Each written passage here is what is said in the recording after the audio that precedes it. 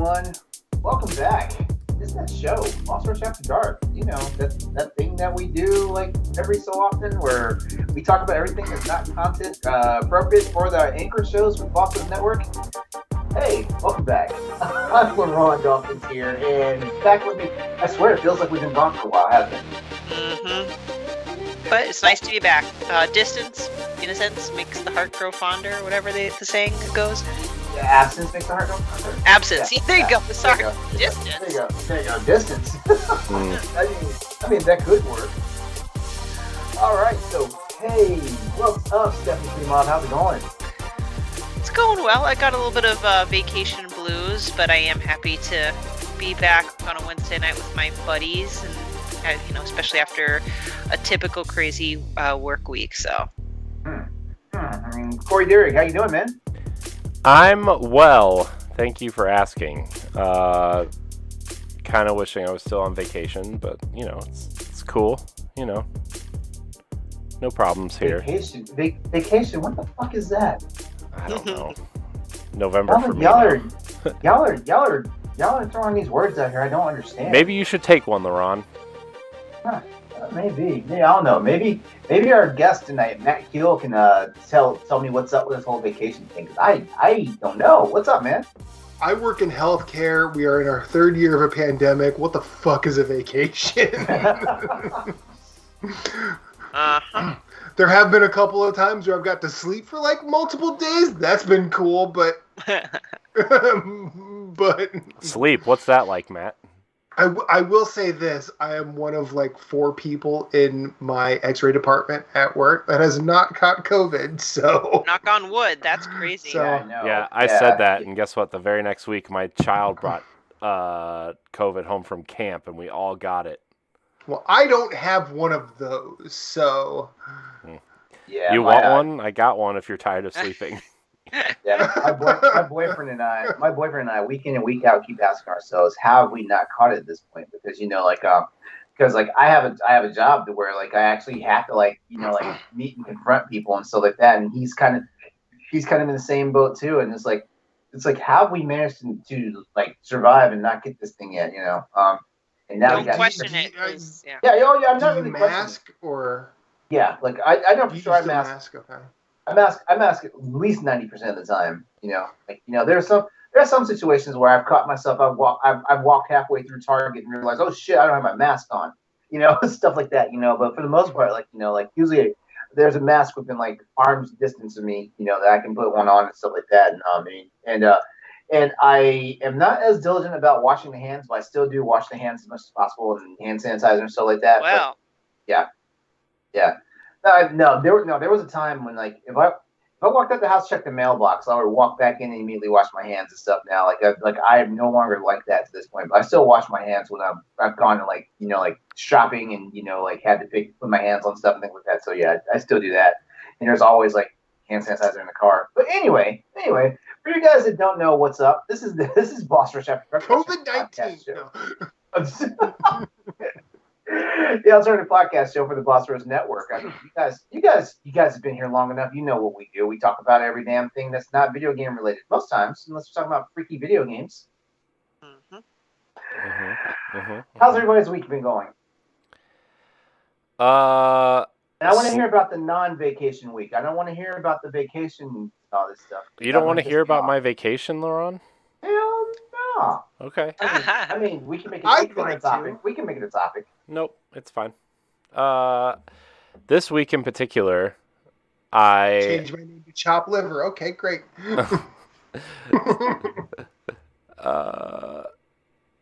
Where was I going with that? Oh, this week has been pretty sleepless for me.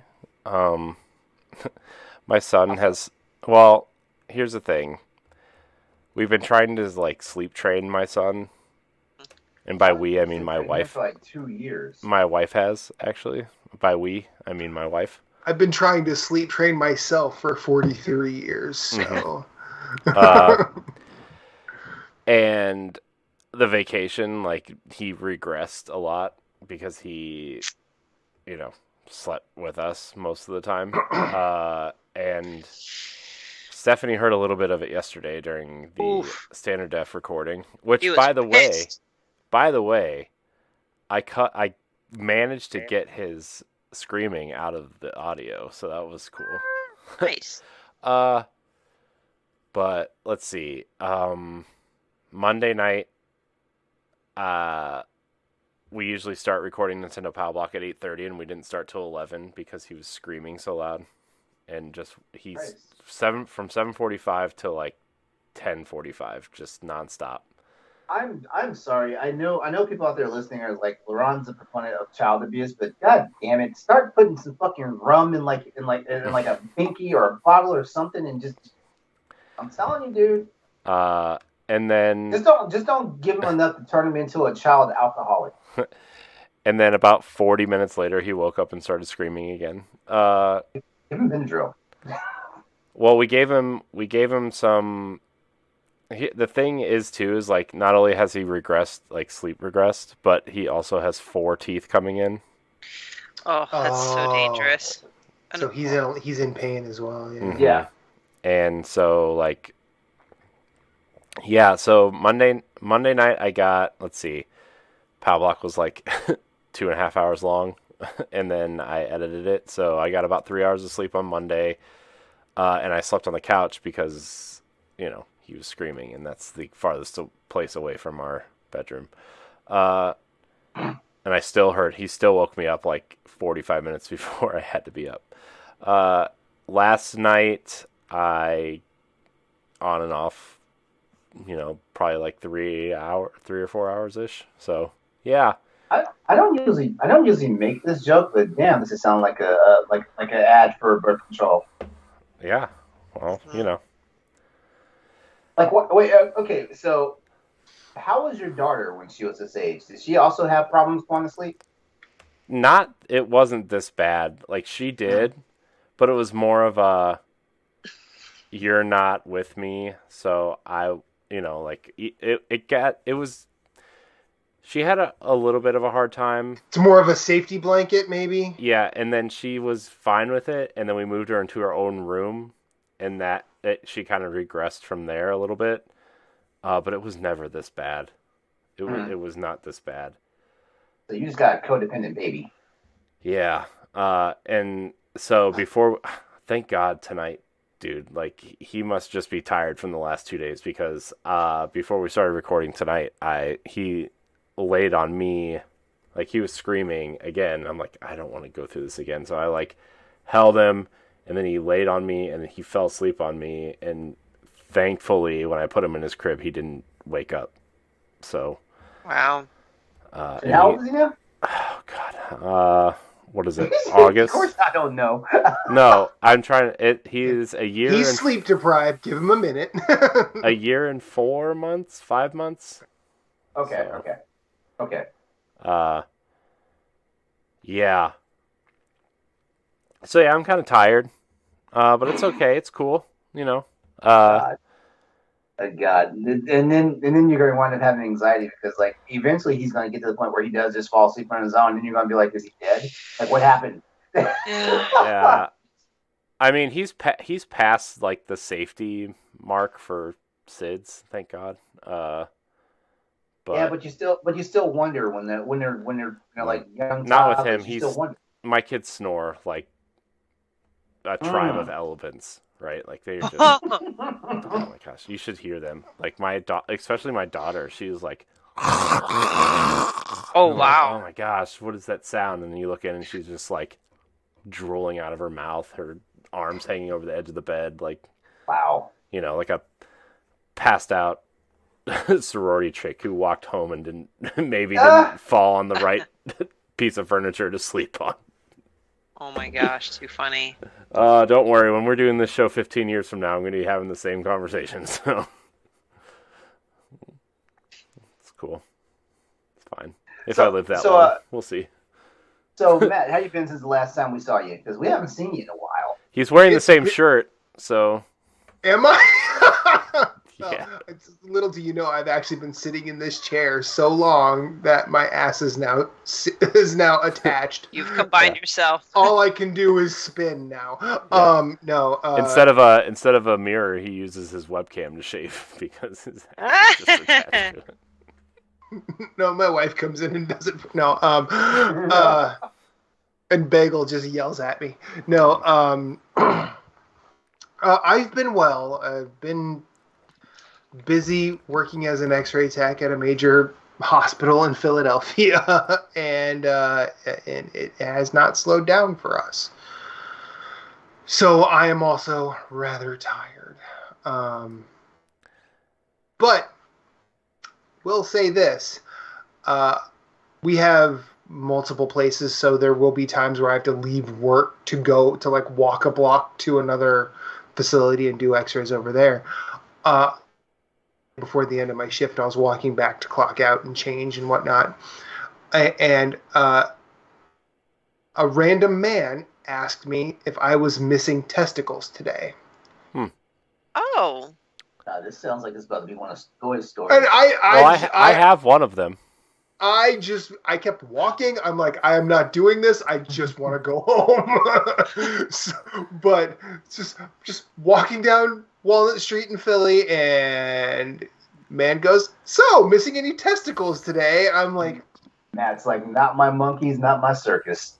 I'm like, I mean, is he making a joke that I'm married? I don't know what's happening here. And then I just walked back. I clocked out. I came home, and I had been all the better for it. But that happened. So yeah. Yikes. Not even close to the weirdest thing that has been said at work.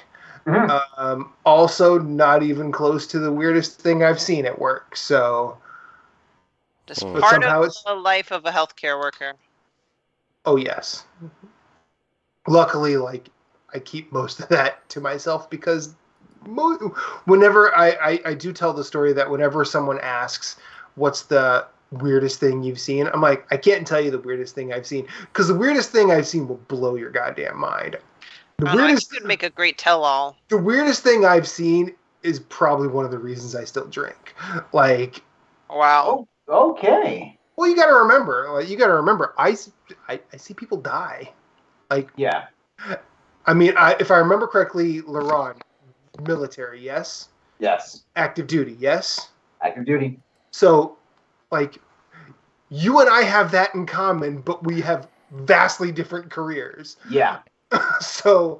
Yeah. Never seen anybody die, but I have seen some people get fucked up. And when I say fucked up, I mean, like, you learn if you have a problem seeing the sight of blood. I don't really have that problem, thank God. But and it's funny because like I watch movies and stuff, and like gore gets to me. Oh my God! But like seeing it in real life doesn't really faze me that much because like I've gone through advanced CPR things where I've had to actually like stick my hand like basically inside a sucking chest wound to keep people alive and stuff like that So yeah, so that doesn't really get to me, but seeing it in TV shows and movies, whew. but see, like there is even with the training, like I think you said you have advanced CPR. I only have basic as a rad tech. Really, you would think like working in hospitals, you would at least have like advanced CPR. Advanced CPR is stage 4 CPR, right? Yeah. So, and I'm not going to be the one that needs to say, "Hey, we need to trach this person." I'm not going to be. I'm not qualified to make that call. Yeah, I'm not. Yeah, I'm not doing that either. So, like, I'm basically like I can keep someone technically alive until proper medics get there. Like those are my qualifications. Yeah, I'm afraid of cracking someone's sternum just to keep them alive. But you know what? If I have to do it, I have to do it. Yeah. I mean, every CPR instructor I've ever had has said if you don't crack the sternum, you're not really doing it. Yeah. So. But and the funny thing is, they also say that if you want to be optimistic, you do chest compressions to the rhythm of staying alive. Yeah. But if you want to be realistic, you'll do chest compressions to Another One Bites the Dust. I've never heard that before. So I've heard the Staying Alive one, but I've never heard the Yeah. One Bites the Dust one. Well, they're the same. They're the same tempo. Yeah. So like that's Wow. I can see that. So wait. Okay, so the compressions are to the beat, and then Another One Bites the Dust is that's the part where you actually like blow into their nostrils. No, well, I think it's basically it's just referring to the drum beats in each song. They're the same. But like there's an inherited amount of trauma that comes with that. Oh, for sure. Like, is it? I mean, I've had family members say to a group of individuals who have just watched their family member die, and they've seen 15, 20 people around trying to keep that person alive, and each one of them, the family members just said, I don't know how you guys do this. And we're just like, I mean, training, but also like I'll be honest, I sometimes wonder how we do it as well. And I'm not even nearly as involved in those situations as some of the others that are present. But yeah, when you see several of those in one day, it mounts. It mounts.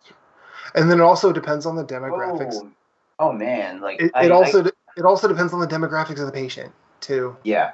Like wow, you just made me realize something.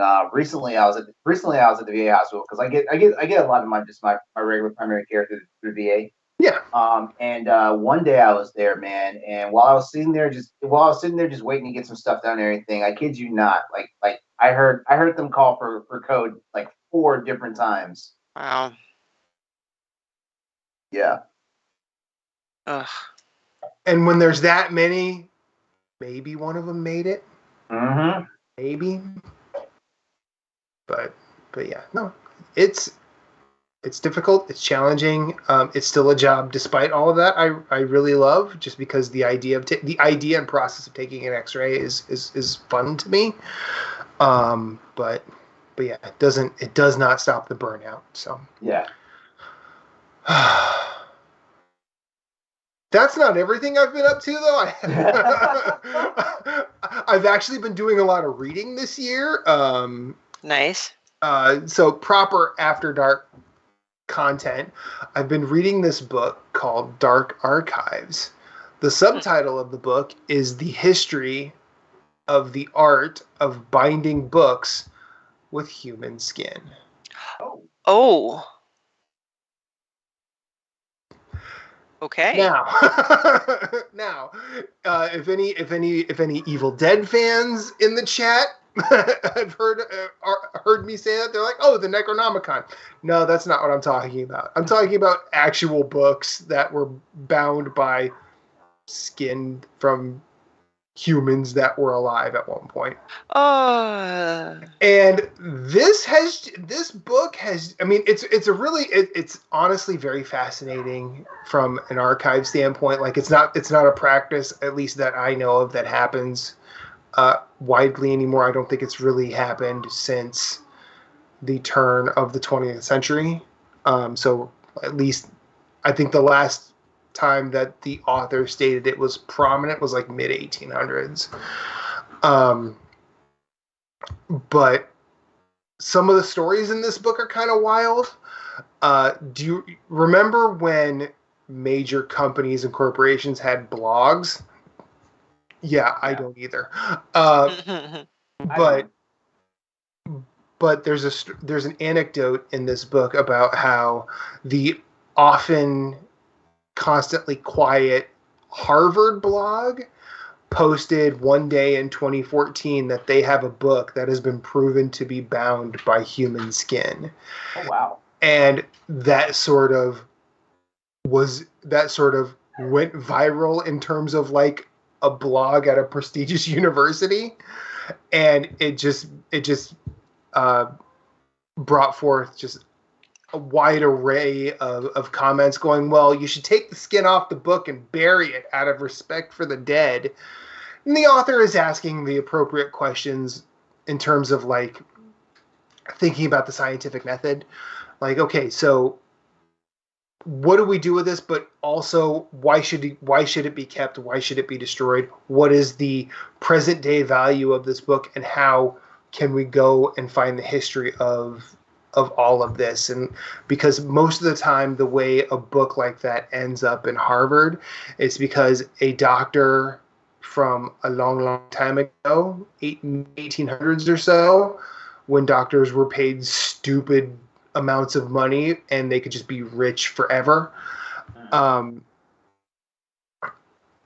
They would die and their possessions would be passed down to next of kin, but eventually that next of kin runs out, and it just, a lot of that stuff ends up in university hands because of that. So the work of the author, who I believe is a PhD as well. She's a PhD librarian, and she's very interested in the history of this. And I'm like a quarter of the way through this book, so I don't really know like how everything sort of ends up, but it is being told almost in a narrative fashion, and it is less gross than the title lends. But this book has sort of made me think, man, doctors with a serious rare book collection might be someone to stay away from. Yeah. Because those are the folks that tend to get books bound by people. Oh, gosh. Now, in keeping macabre, there was one story I actually found. I was like, oh, because this doctor was, his wife had this favorite book that she just loved to read. She read it constantly. And this was, I believe, 1860s, like almost like just post Civil War. Mm-hmm. She passed suddenly and young, and a colleague of that doctor had her favorite book just sort of rebound. With skin of her of a woman. And it was just like a book of, it was like a book of romance poems, essentially. And I'm like, part of me initially said like, oh, that's kind of a nice, wait, no, that's just fucking gross. Like, yeah. Why did they think this was, why did these individuals think this was cool? And you know, when a book has me thinking like that, I tend to be more invested and engaged. But I've also read a lot of Berserk, so I was wondering what those were. I've also that's most of the deluxe editions of the Berserk reprinting. If you're interested in getting into manga, that's a very good one. Okay. Speaking of bound, aren't we bound to talk about our patrons tonight? Ooh, nice transition. No. Will they be bound in humans? No. No, I'm just kidding. Yeah, gross. Don't pay us in money, please. But if you want to support Boss Rush After Dark, as well as the things on the Boss Rush Network, you can head on over to our Patreon, patreon.com/Boss Rush Network. If you don't know what that is, it's a monthly subscription service where you can support your favorite creators and receive perks at different tiers. We have a $1 tier where you get early access to this show as well as 3 others. And we also have a $5 tier, which grants you early access plus a Patreon producer credit. What does that mean? It means we shout you out on this here program during this segment, as well as other things here. So without further ado, our Patreon producers for this episode of Boss Rush After Dark are Adriel Munger, Celeste Roberts, my wife, Sana Dierig, Francisco Santillan, and Rebecca Jewell. I want to thank all of our Patreon producers. I want to thank all of our patrons. I want to thank all of our free listeners. Fun fact, After Dark is Patreon's favorite show, according to a recent poll on Twitter and on Patreon. I hope I didn't ruin that with my... I really misheard that just now, because I heard the word poll and I did not think. LeRon's always thinking about the poll, guys. Uh-huh. I am. I can see it in your eyes. It's so Literally, fun. I can see the reflection of It's so what you're fun. watching. I am not watching anything. Don't even try that. Oh, man.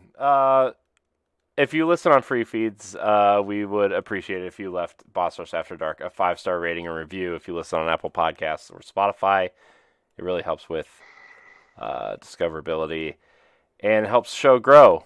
And we all want that. We want to be a grower, not a shower. Precisely. So. Anyways, back to you, LeRon, or Matt, or Stephanie, or someone.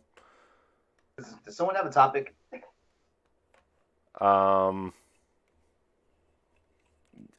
you know what? Your topic was you were going to tell us about your vacation. Do it, man. Me? Yeah, you. Man. You've been so excited all night to talk about this vacation. Let's get into Talk it. about it. Yeah. I mean,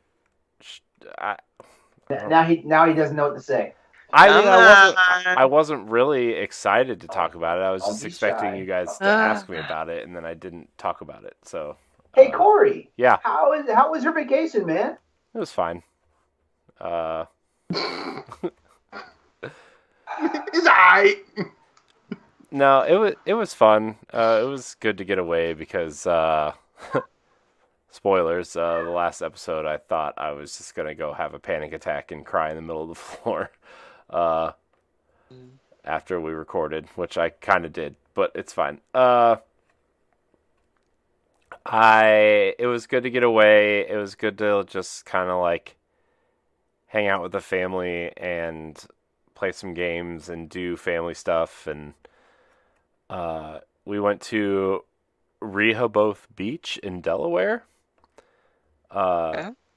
So it's Rehoboth. Yeah, No. Rehoboth. Yeah. Rehoboth, whatever. I don't know. Delaware, whatever. So actually on the way there was actually pretty terrible because our air conditioning unit went out in the car, and it was crap. in the low 90s when we left, and Oof. so we stopped and it turned out that it needed like recharged, the air conditioning unit, but then they overcharged it, and the computer system in the car needed reset to the point Seriously? Wow. Where like we had it on like when we stopped to take a break, because we were taking breaks like every hour because my kids were getting sick. It was so hot. And like we just had to stop and go into like stores with air conditioning, and we ended up buying a bunch of fans and waited till like evening to drive the rest of the way. And my daughter threw up because she got sick, and because it was so hot. We got it fixed when we got there, but the computer system needed reset. And it was a terrible time on the way there. But the rest of the vacation was fine. It was fun. We went to the beach. We got a bunch of food. We played some carnival games and that kind of thing. We went mini golfing. My daughter's first time mini golfing, which was interesting. She would hit the ball, and then she would just keep hitting it, and then she would see if we were looking, and then she would just pick it up and kick it into the hole or whatever. But yeah, it was fun. It was a good time, and yeah, it was fun. Nice. You got to hang out in that place you don't like to be at, the beach. Yeah, sand is gross. The ocean water is also very gross. But it was fun for the kids, and they played in the sand and built sand castles and tunnels and threw sand at each other, because my wife's sister and her family went as well, and their kids went. And so all the kids got to play together, and it was... I'm surprised, like, it's weird because like you never know how kids are gonna act on like a first vacation when they're like cognizant or because like last time we went on vacation was pre-pandemic, and my daughter was like 1. Bagel. Uh, Aw, uh, so cute. and so like she just kind of was like a lumpy child, like a year old maybe. And so like now that she's 4, and we went to there's this little like boardwalk kind of I don't want to call it a carnival because it wasn't really a carnival, but like there's like rides and like arcadey games and like skee ball and claw machines and the little squirt gun games and like carnival games, I guess. Uh, my daughter won 7 stuffed animals, like Wow. from these carnival games, and she rode all the rides she was tall enough for, which was unexpected. It was funny because there's these cars like they just go around in circle or whatever, but they're really fast and like they go forwards and then the second half they go backwards. And so like when they were going around back, like right before they started going backwards, the operator yells, "We're going backwards!" And then once they start going backwards, my daughter was like, "Backwards!" like as loud as she could. Oh, Really funny. So yeah, we were there for like 6 days I think, and my daughter lasted 5.5 of them without having a breakdown, so it was good. it's not bad. Yeah. She had a pretty big breakdown when we were leaving miniature golf because she wanted to go back to the hotel, which was like 15 minutes away, but she didn't want to get in the car. But she wanted dinner, but we had to get in the car to go to dinner and then go back to the hotel, but she didn't want to get in the car. It was like a but that was the only time there was like a breakdown. So overall, success, I think. Not bad. Yeah. Yeah. So Was there a highlight of the vacation?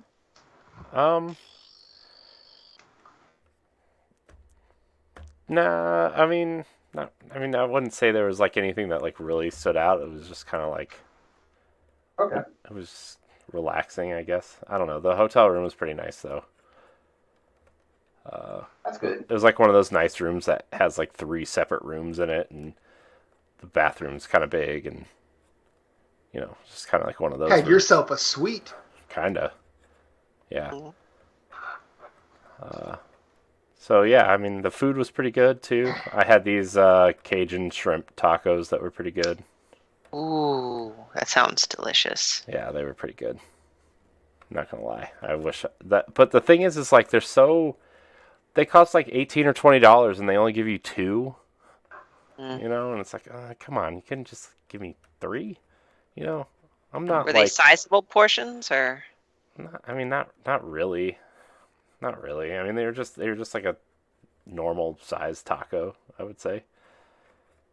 I don't know, but they were good. They had like this cilantro lime chipotle sauce drizzled on them, That does sound good. and some Cajun slaw is what it was called. It was like this coleslaw, like this kind of spicy coleslaw on it too. So it was really good. We also ate a lot of boardwalk pizza. Look, There you I like go. pizza. There you go. I like pizza, but we ate it like 4 times on this trip because of the kids, and it's like, come on. After like twice, I'm like, I love pizza as much as the next guy, but like 4 times in 7 days is like, oh, I just want to like not eat pizza. Wow. Yeah. See, like me, I could still. I could probably wake up and eat pizza for every meal. I could probably eat the same pizza. Yeah. We also had French fries like every day too because of the kids. See, now that I would get tired of for sure. It was Yeah. it was kind of tired. The one thing though, we found this Mediterranean place, like just kind of like this hole in the wall place, and we were looking, and they had like shawarma and gyros and whatever else, right? They had a gyro quesadilla. Ooh. I mean, it was basically just like a gyro, but like in a quesadilla form. But the melted feta cheese inside and the tomatoes and onions chopped up inside and like this seasoning on the wrap that they grilled it in. Because they grilled the wrap in like, quesadilla. Oh, it was so good. I posted it in the Snack Nintendo channel in the Discord. But, it was so delicious. And then dip it in the tzatziki sauce. Tzatziki sauce is the best. Yeah, tzatziki rules. Yeah, for real. Yeah. So that was my vacation. It was good. Sounds pretty good. I kind of like half dreaded coming home. I was like, oh man, there's so much to do. Mm-hmm. So. All right, so I'm gonna be that guy. Uh-oh. Oh, I love it when LeRon's that guy. LeRon's always Corey that guy. was so super excited to tell us about his vacation. So I was here and thinking, the heavens and the earth moved for him on this vacation and whatnot. I thought he was going to say something like, to the fact like he got so super rested that he came back ready to just go to war, with podcasting and stuff. Because remember this guy 2 weeks ago? Yep. We told Corey the thing. What, you mean Baron von Burnout over here? Yeah, we told Corey the thing that was going to happen was going to happen, and it happened. And then he went on vacation. Yeah, I did. So I was expecting like he went skydiving, and he went what's the thing where you like swim in like a lake that's iced over and stuff like that? Nope. Yeah, dude had a spa day where it was just him, in a robe with a heated towel over his head and stuff. Like, sounds like he needs a vacation from his vacation. I feel like you're projecting a lot of you onto Corey, LeRon. you know what? I'll be honest with you. I feel like the best vacation I can have right now is like I go away for a weekend and just rent a hotel room that has like a big enough bathtub that I can soak myself in, and that's just my weekend. You don't do shit. You don't even want to be bothered by room service. Yeah, but the thing is too is like when you go on vacation as a parent, especially somewhere that's like semi-dangerous, like the beach, like they could wander off and whatever. Like you need to always be on your guard. Yeah, there's not really a break, and so like even when you're on a break, you're kind of like, Plus when you have a son that doesn't sleep, it also. And so then your daughter wakes you up in the middle of the night to tell you that she pooped. What you and your wife need then is you and your wife just go on a vacation, leave the kids, grandparents. Yeah, that's not happening. Okay. No, my wife doesn't trust the grandparents to watch them for. Oh, wait. Well, what about her parents then? What about her parents? No, I'm saying both sides. Oh God. Oh. So y'all married into each other's families? Man. So I don't know. Yeah, it was a good time. It was fun. It's still just like a lot of work though, Especially, I didn't even do anything and it felt like work. My wife planned the whole thing and got us all ready and did all the things and But that was her first vacation in like 3.5 years, and she was really happy. So good. That's good. Yeah. Okay, now does somebody have a topic? You do. I heard you did, LeRon. What's your topic, LeRon? All right, so we could do dramatic readings of terrible short stories again. Yes, LeRon, we can do that. No.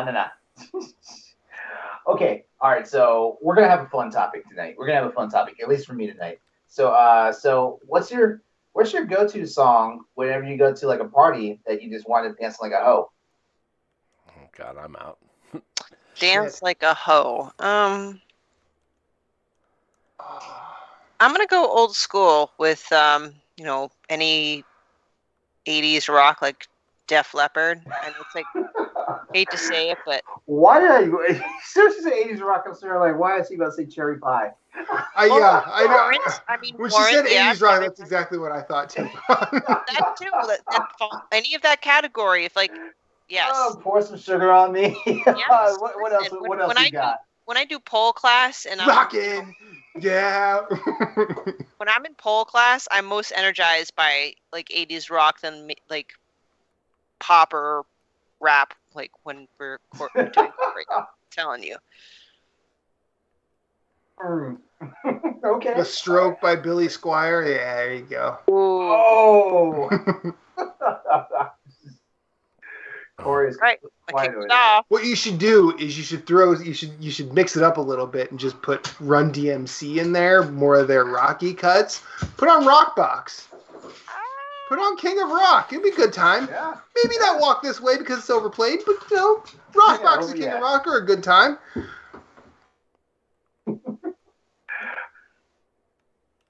Wow. So LeRon, what's your hoe dance song? I want to see his hoe dance. I don't care about the song. No. No, that's night. That's night. I'm not in the mood. Like I just completely recovered from everything that's wrong with me. So like no more bad rotator cuff. Like I can walk straight now because like whatever was wrong with my leg recently, is finally filled up and everything. I'm not trying to like brag about how good you feel, LeRon. Keep going. I mean, I actually do feel pretty good. Even though like I had doctor's appointment yesterday, and I got a new primary care physician. And I like the dude. I think he's gonna be good for me. Stuff like that. Gave me a freaking like Tdap shot, the freaking tetanus shot, and oh my god, like it's not on my fucking arm, just won't stop hurting. That's one of the most painful vaccinations. That's the Tdap. Yeah. Thank God it only happens once every 10 years. Yeah. All right. So let's see some of my horse fucking songs here. Let me see. Horse songs. Let's see. Touch It by Monifa. There you go. Buttons by Pussycat Dolls. Low. Low by Flow Rider. Oh, Apple Bottom Jeans. Yep. It's the fur. Yeah. Yeah. Why does that song not surprise me? Yeah. Wait, what? Wow. Okay, Corey. Thanks. Jeez. You're welcome. What else we got? Let me see. Any of those freaking like see, I like to dance, and like it's even worse when I have a couple of drinks and stuff like that. So like I wound up becoming like that guy at the party, like if the music's right and I'm tipsy enough, like I'm out there trying to dance and trying to get at least 2 or 3 people to dance with me and stuff like that. So yeah, so it's always I'm fun at parties, like I don't hug the wall and I don't do any of that stuff. Like I go out and mingle. This is my boyfriend off because my boyfriend's introverted. so it's this little one of those things. Is like if you leave me one more time, I'm just gonna have fun. And the sad part is like he's always the one bringing me to these events, and so it's like you set yourself up because you know how I am. Like I don't get wild, but I go out there, I do my thing, and I come back. Well, can I just mention one thing about dancing? Well, I'm not really graceful, so I've never really been a good dancer. And so I don't know, throughout the awkward years of high school and college, I've had friends like trying to teach me how to dance at these dances. And the more I try to learn, I reached a threshold where they'd stop and tell me that I look like I'm having sex or something. Like it was just like very sexual, like movements or something. So I'm like, okay, there's no like hard line to draw here. Actually, honestly, okay. Like if you're not doing like orchestrated dances, like I say, orchestrated dances like line dance types of dances or stuff like that. Just choreographed dances and stuff like that. Honestly, the best expression in dance is the ones where you're basically like where you're basically like into yourself. I feel like people like when they dance to enjoy themselves, like they always look good dancing no matter what the hell they're doing. Like even like people are doing like the stupidest fucking dances. Like hey, like they're doing a thing. Like I can't mess with them. Mm-hmm. Yeah, and honestly, like getting into a zone where you actually, if your dance is looking sexual, that means you're basically enjoying yourself and you're having a mind body moment. So like that's the way I've always felt. Besides, like I kind of like dance with myself anyway when I'm dancing, whether I'm dancing with somebody else or I'm just out there doing my thing on the floor. All right, I feel a bit better, but Corey's yeah. still being quiet. You got something, man. I don't. Come on, dude. You had a Randy College phase. Come on. Just play it on the nose and say nookie, and we can move on. I knew something like that was coming from you. I mean, I don't know. I don't know music well enough to tell you. I just Okay. don't know. Oh, that's right. That's right. I forgot. We're talking to Corey Garrick. I forgot. Yeah, you are. So, That's me. so I'm somewhere. I think I'm somewhere between Stephanie and LeRon as a dancing person. Like when I'm out at a social event, I'm pretty boisterous. I'm pretty, social. I'm a mingler. I will talk to people. In public, I'm also cis, straight, and white. So that I'll hold that against me as well. But like in public, my coordination doesn't really get far beyond like the head bob and maybe like shifting of the shoulders, possibly some hip movements. But I can't guarantee that will be on rhythm or even look good. At home, though. Uh-oh. At home, like... Oh, here we go. He's a freak. At home, I am a fucking goofball. And I think one of the reasons my wife loves having me around is because there will be some morning, like if we're sleeping in on a Sunday morning and one of us has music on, like the other week I did twerk to Joni Mitchell. Wow. So that could happen. Usually, like, hold on. That just reminded me. Freaking like Edge of 17, Stevie Nicks. I would throw down. But if I had to pick a song that I would obnoxiously like do some sort of lascivious dance to, it would be Too Close by Next. Like, and I will just put it right on the nose. A song about getting a boner while dancing. Sure, I'm gonna. You are definitely a cishet white dude. Yeah, but that song gets the white dudes on the floor at clubs. Oh, it does. It still does. That and like Nelly's Hot in Here still does it. Oh my goodness. Yep. But like, so not to get a little bit too revealing, but I am the most like ready to dance like right after I've showered. Okay. I don't know what it is. I don't know what it is about the bathtub, but it's just like I get out of the tub and I'm like, it's time to have some fun. I could he's already stripped, so he might as well go for it. I could be in the shittiest mood. I could hate the world and everybody in it. I could hate every reason why I exist on this planet, but for some reason, once I get out of the shower, if the right song plays on my phone, I will cut the bathroom rug up for a while. I dance in the shower. I usually by the time I get out the shower, we don't have a mat in our shower, so I'm afraid. Yeah. Well, I don't have one either, so like I don't do a lot of crazy ass foot movement, but yeah, like I do some movement.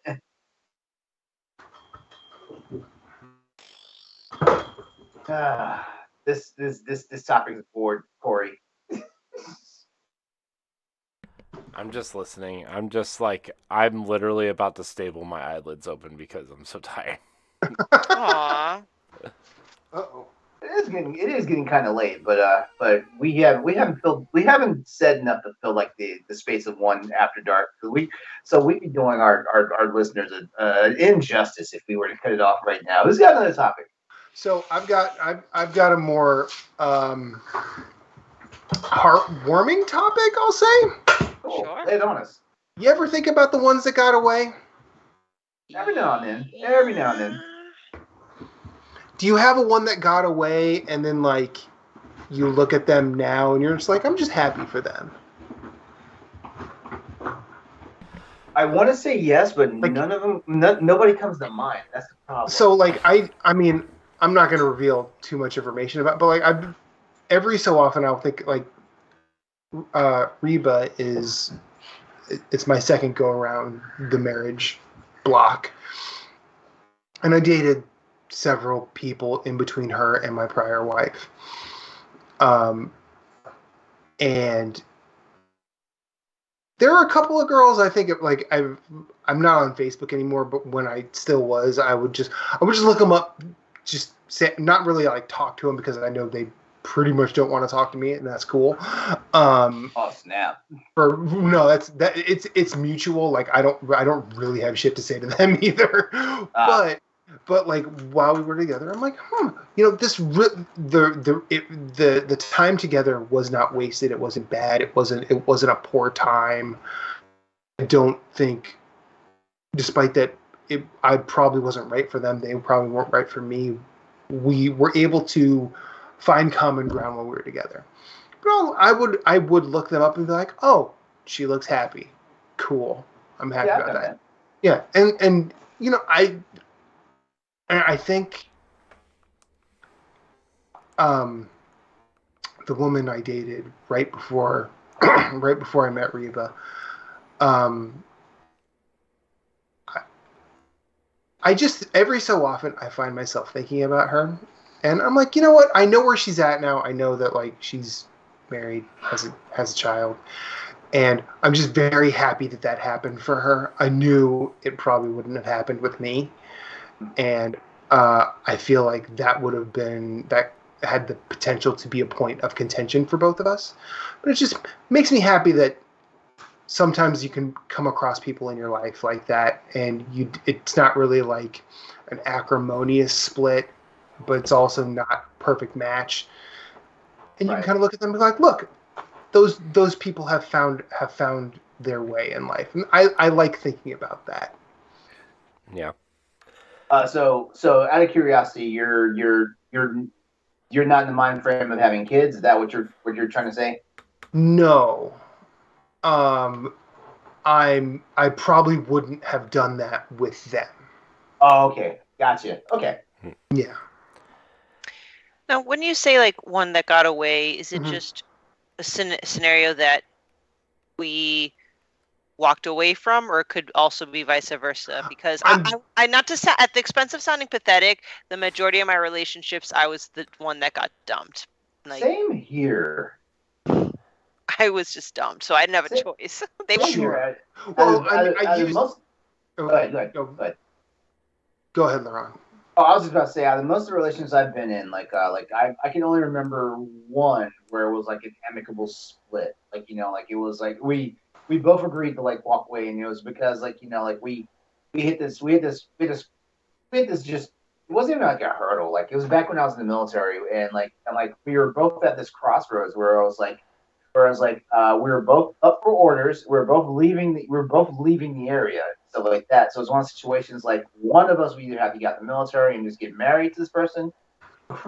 We were basically at this point where we couldn't figure out like what to do. Yeah, so that's the only like breakup I've had where I actually had like an actual hand in confirming that it happened. Every other one I've had so far has been, I got dumped. Yeah. I mean, I've been, I would say all, but I think maybe one I've been dumped. So yeah. Well, what I know for sure though is like when you're the person that's getting dumped all the time, like it really fucks you up going into your next relationship. Thank you. Because the current relationship I'm in now, and I know eventually I'm going to tell my current boyfriend this. Like, I'm going to tell him, like, like, hey, like when we started talking, like, I didn't know how serious to take it because like I was still like honestly, like he was the first person I dated in like three. Well, not the first person I dated, but it took me about 3 years after the breakup to actually put myself back out there to date. And it was because, like, like I was in this self assessment mode, for like why, and like you definitely start doing it the older you get, because like I was in my mid 40s when that last one happened and stuff like that. And I was there for like shit, like if this keeps going, like I'm gonna be lonely. Mm. And yeah, so it was like I had to start self-assessing. I was like, okay, why am I always getting dumped? Like, what is it I'm doing? Come to find out, like, like the last relationship that, like it wasn't my fault at all. Like, I mean, like, like I probably contributed like 10% of the reason why I got dumped. Yeah, so that's how that is. But the crazy part is, like, like I'm not a toxic person, but after reading up some stuff, like after I finally like got to the point where I was ready to move on from whatever was going on with that relationship and stuff, like I learned that a toxic trait that a person can have, being the ex in a relationship, is going to the other person trying to get closure. Like that's a toxic trait. Like it doesn't seem like it's toxic, but it's a toxic trait because like if the person decides they want to move on from you, like they don't, like if they didn't give you an answer for why they moved on, they don't have to give you an answer after they've moved on. Mm-hmm. And Mm. and like I know it sucks. I know somebody's probably out there listening right now, and I know it sucks to hear this, that like you might wind up being one of the walking wounded for a while, but honestly, like if the person's not willing to give you an answer for why like the relationship ended, like you can't badger them to find out. Yeah. I so back to kind of like, yeah, I'm happy for this person. The girl I dated in college was like, in when I lived in Columbus, was we were together for a while, and when I moved home we broke up, but it's because like she lived closer to like Cincinnati and I live up closer to Cleveland, and like for people who don't know, that's like a 3.5 to 4.5 hour trip, depending on traffic and when you drive or whatever. And bagel, bagel, uh, and we kind of kept in touch over the years after, but like she had moved on and I had kind of found someone here, and there was a point where like we were both kind of mad about it, but we didn't really know why we were mad about it, and then we became like it was one of those things where like Facebook was really the only social media platform around at the time, and we were like unfriend whatever, one of those petty things. But like once in a while she would like text me and I would text her back, and or I would text her and she would text me back or whatever.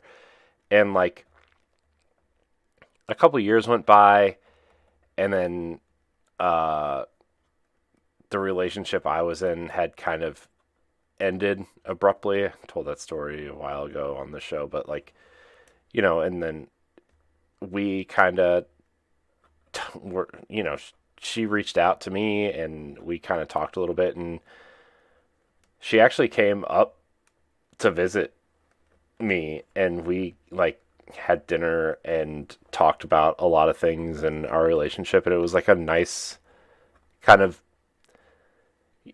you always look for closure on a relationship, and that was kind of like a really nice ending to like our questions about why it ended and how. And we were young, and I moved home, and I, whatever, we were 19, 20, whatever. And then when we were like mid-ish 20s, like 25, 26, 27-ish, and we talked about it, and we're friends to this day now, like, I mean, we're not like talking to each other every day or whatever, but like, like once in a while, like she'll comment on a picture, or I'll comment on something on Instagram, or, she'll just say, "Hey, what's up? How are you?" And she's married and has 3 kids, and she's an anesthesiologist at a hospital, and Dang. it was kind of like, I'm kind of glad it ended the way it did, and we can be friendly. And I don't know, it feels like that. Not that I wish every relationship ended like this, because I've been with some crazy people, but like, that's one that I'm like, we had our time together. It was fun. I'm glad that you're happy and I'm happy, and we're just kind of friends now. Mm-hmm. Yeah, going back real fast, like the last relationship, like we're friends, we're friendly and stuff like that. It's funny. It's funny how like some things turn out. Right now they're going through some stuff, trying to figure things out and stuff. And like I'm not saying this like brag, because like I like, even though like I'm in a pretty good solid relationship right now. Yeah, like this is not me like saying haha, like look where I'm at now, stuff like that. But like we're like me and my ex, we're friendly and stuff, and we talk to each other from time to time and stuff like that. Like he'll reach out to me or I'll reach out to him. Yeah. Yeah. Actually, it's been a while since I checked up on any of my exes. Like I don't know, like I think for myself, it's better for my mental stability that I don't always check up on these people. Yeah. I'm that Yeah. way. I believe every person has their own rules, because my mom tries to impose her rules on me. For example, like, this is the stupidest rule. She says men and women cannot be friends. Like, that is such an old, Yeah. dated. But so anyway, where I was going with that is, my personal rule is, unless there's an extreme exception, I just can't be friends with an ex. Not to say that I need to be enemies with the ex, but I just have like a mental deficit or psychological deficit where it's just better off that I just peacefully walk away. I mean, I don't like burning bridges. Like, I don't. Like, I never do, like, fuck you, go to hell, I Yeah. hate you, Yeah. die. No, it's just like, let's. I don't think that's a deficit. I think that's just a boundary. Yeah, thank you. Yeah. Definitely. Yeah. I don't think that's a deficit at all. But if I were to think of a couple situations, well, first of all would be my first marriage. He is the father of my only child. I was ultimately the one that initiated the divorce. So there is an occasion once in a while where I do wonder, like, would it have been better if I stayed? I not necessarily coming from the I love him factor, because I don't really love him in a romantic sense, Mm-hmm. but more like, well, he's still a good person, and he's the father of my child. Which, again, that's not like to say, that's not like it's a reason to get back together with anyone. That's why I don't really take it seriously. But it does cross my mind. I'm like, what if I was not patient enough and I should have stuck around? It's a lot of that mentality of, ooh, when you go through divorce. I don't know if you've had that, Matt. Like, even though if you I don't know, have kids, so like, I mean, my ex Deanna and I, all we had from the marriage was a car and a dog. So we shared custody of the dog until he passed last year. But other than that, like, she and I are I mean, I still consider her a friend. Like, we were together for like 14 years between dating and 8 years of marriage. So mine's close to that, but I feel like, and I'm not a parent, so I'm not like trying to tell you your business. I'm just guessing, but I feel like the fact that you both have your son together, like, I'll bet you there's some of that conflating with oh yeah, with the relationship. I would definitely say you're accurate with that assessment. So that's why, when I do have that thought, I'm like, oh yeah, you shouldn't stay in a marriage just because of that. I mean, Yeah. just, yeah. But so there's that, and then there was one particular ex that really just screwed up kind of my perception of dating for the longest time. In fact, it was kind of, because of him that I just maybe wasn't making the best choices in a partner when I met my ex-husband, not that he was a bad guy. And it was doomed from the start because this ex was also like a mentor of mine. So he was older, he was in the pharmacy field, probably not a good reason to get together. And I thought, we still kind of dated, and I thought he was the one. But found out, he was gaslighting me, and he ended up leaving me for his ex. And I found out by bumping into that ex's mom. It was like this whole crazy thing. And I had a hard time recovering from that breakup, and I really wanted to seek closure, LeRon. And I know that, like, man, I wish I didn't chase that so hard. And I think because of that, like, that's why we're not really in touch. Every once in a while, I think about him in a sense, like, oh, I wonder what my life would have been like if things actually worked out with him. He, for example, he was one that never wanted kids, and at that time, I never wanted to have kids, and it would be nice to kind of see if I ever bumped into him, like, have a nice, how do you say, like, a amicable chat and see how he's doing. But every time I run through a potential scenario or two, I'm like, I'm glad I kind of went through this thought process, this thought puzzle, but I'm good where I am right now. Yeah, like I don't really do. And I was using the one that got away as sort of a catch-all for. Yeah, sorry, that was fine. No, that's fine. I wanted it to be a catch-all rather than did you have one that it just didn't happen with or whatever, because sometimes you're just looking at everything through rose-colored glasses anyway.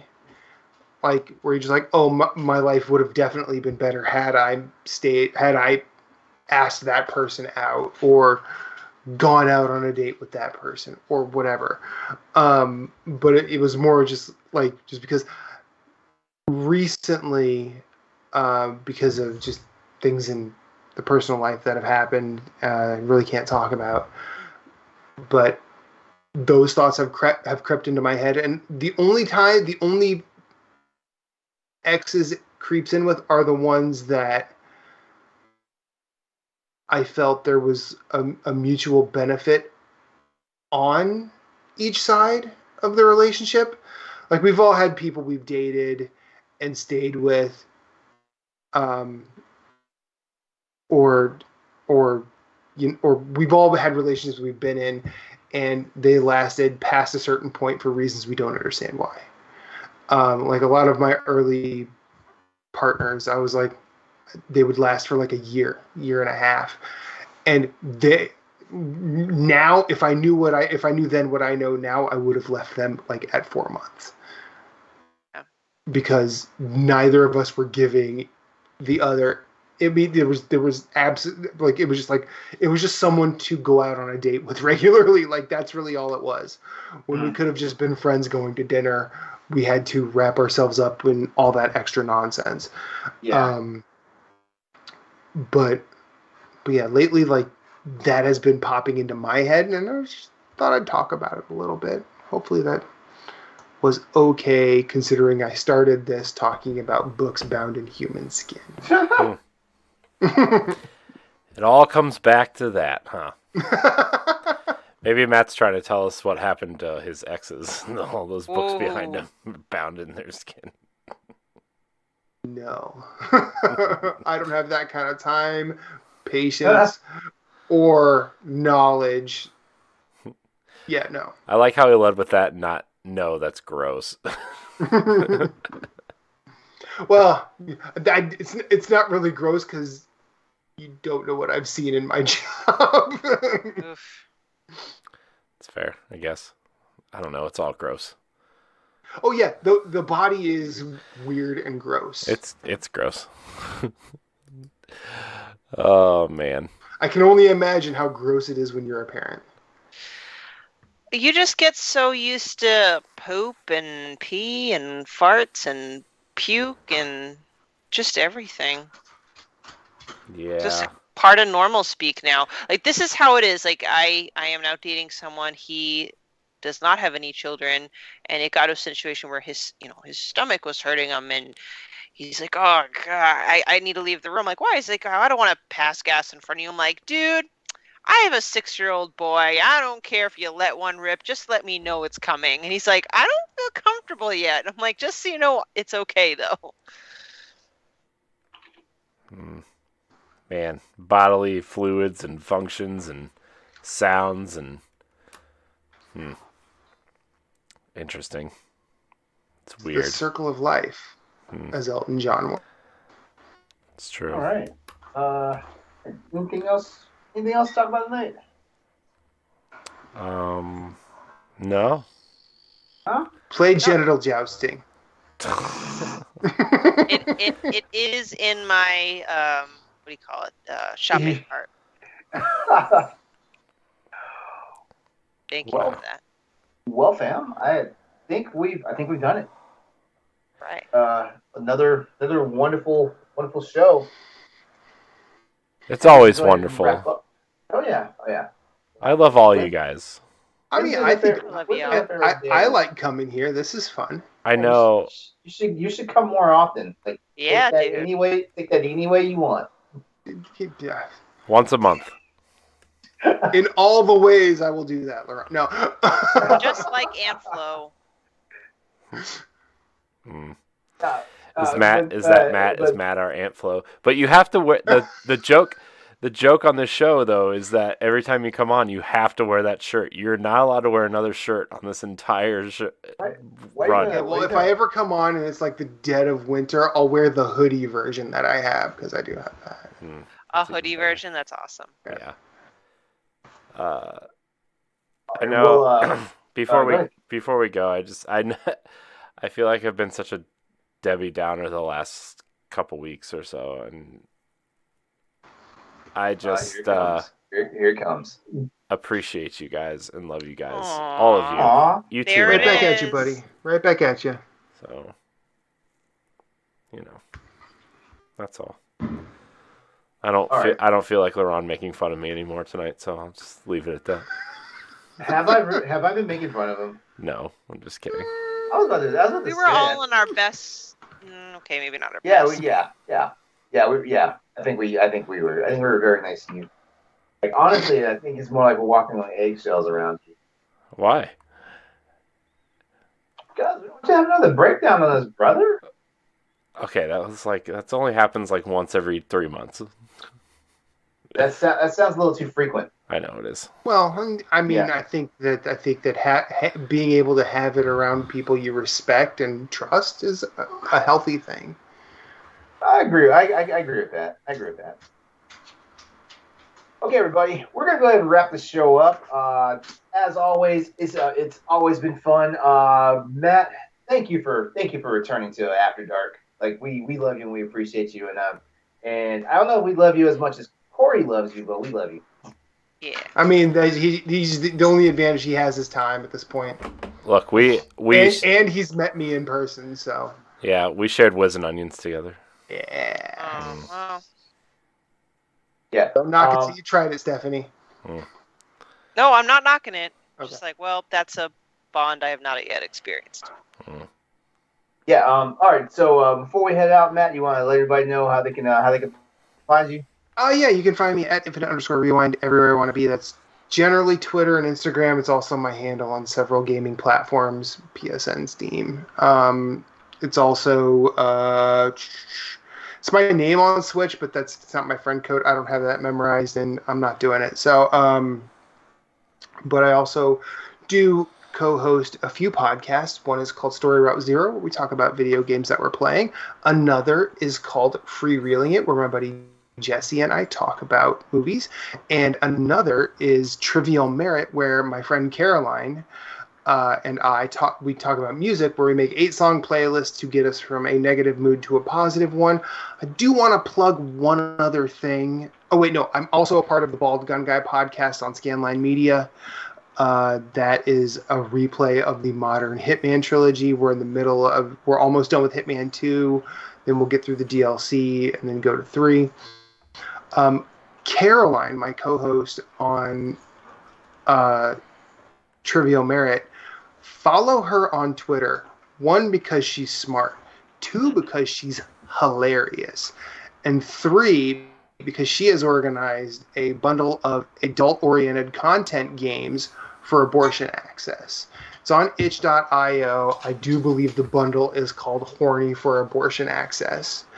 And the reason she organized this is because a lot of these developers wanted to put their games in other abortion access bundles, but they were denied due to the content. I do believe you can find it on her Twitter. Her Twitter is @AdaTaureate. That's AETATAUREATE. It's Latin. It's a thing. Or you could probably search her the display name on Twitter, which is Berserk du Soleil. So Caroline rules, and this bundle is $7. I believe she's already raised close to $1,000 with this bundle. So check it out. I have purchased, but I have not tried the games yet. But I will. All right, cool. All right, Stephanie. You guys, or meaning the listeners, can find me on the internets at Klimov_author. And Wednesday nights, I lost my train of thought, Boss Rush podcast, my articles on bossrush.net. And LeRon, thank you. I know I've been kind of slacking on After Dark topics. I promise I'll bring one for Slapping next it on After Dark. Slapping. My mind is somewhere That else. sounds like a topic by itself. Tune in whatever. next Wednesday. See what Stephanie was really thinking about. Whatever. We're all one big team here, right, Corey? Yep. Yeah. Where can everybody find you at? You can find me at IamCoreyHD on Twitter and Instagram. You can find me on Nintendo Power Block and Standard Definition and the Boss Rush podcast and various other things here on the Boss Rush Network. Cool. And as always, you can find me on social media by looking me up at Exodus803. That's also my YouTube and Twitch channels, as well as my PlayStation Network ID and my Steam ID. And don't forget, Tuesday nights on my YouTube channel, the Crossroads Video Game Podcast, where me and some friends talk about all things PC, PlayStation, and Xbox, and maybe a little bit more. We love you guys. Like it's been fun. You know what it is. It's been Boss Rush After Dark. I don't know. This is the premium show now. I feel like it. This is the premium show for the Boss Rush Network. Hell yeah. Yeah, where we talk about everything that's not always content appropriate for our other anchor shows. So you guys have a good night. Exercise some good mental and physical health while you're out there. And, take care of yourselves because you only have one life to live, but have a little bit of fun while you live it. Stay hydrated. YOLO. Definitely. Stay hydrated. All right, everyone. Good night. We'll see you next time. Good night. Stephanie said YOLO. Yes.